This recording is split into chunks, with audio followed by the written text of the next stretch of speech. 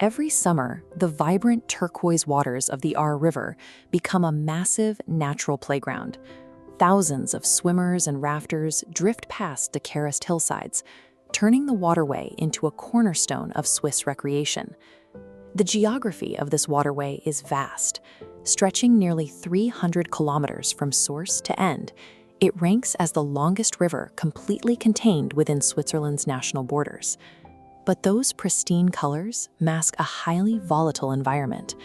Because it is fueled by fast-moving glacial runoff, the riverbed is plagued by sudden shifts in underwater currents, tumbling driftwood, and hidden whirlpools that can drag a swimmer under in seconds. The sheer power of this flow becomes obvious at the national border.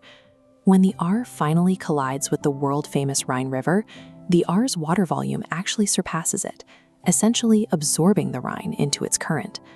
The inviting color and the lethal undertow are entirely inseparable.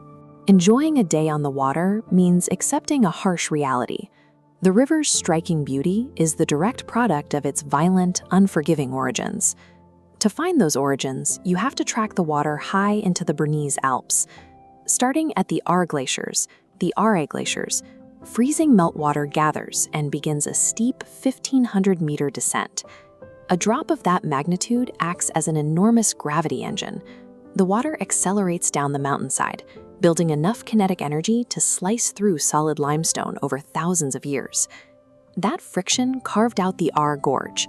The vertical drop measures up to 200 meters deep, but the passage chokes down to a single meter wide in certain sections, forcing massive amounts of water through a tight, pressurized bottleneck.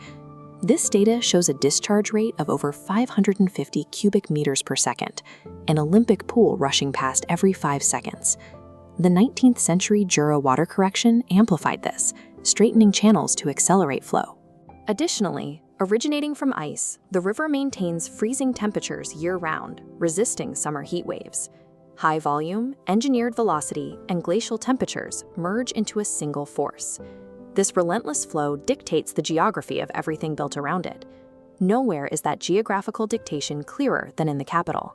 As the river encounters human civilization, it forms a tight, plunging loop, entirely wrapping around the medieval Old City of Bern. City planners didn't build here by accident.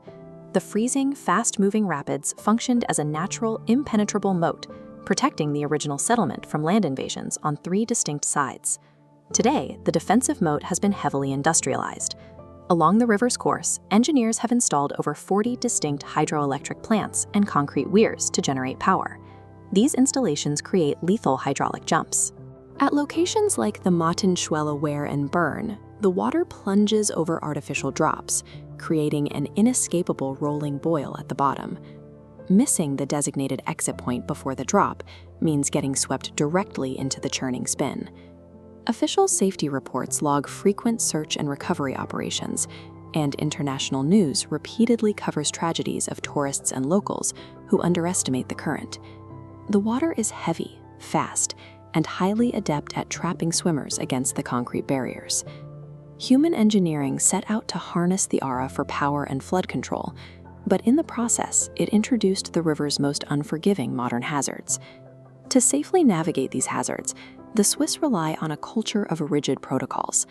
Local guidelines dictate the mandatory use of life jackets, strictly prohibit consuming alcohol before swimming, and ban groups from tying their inflatable rafts together, which often snag on bridge pillars.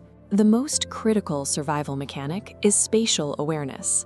Rafters and swimmers memorize the landscape so they can pull themselves out at specific designated takeout points, like Marselibad, well before the current drags them toward the weirs. The Aare requires a delicate coexistence between human infrastructure and raw, icy power. The people of Bern have built their lives directly on top of a volatile glacial engine. It offers the nation's striking beauty, reliable electricity, and incredible recreation. But entering the water means signing a quiet contract. The river will provide the ride, as long as you provide absolute respect.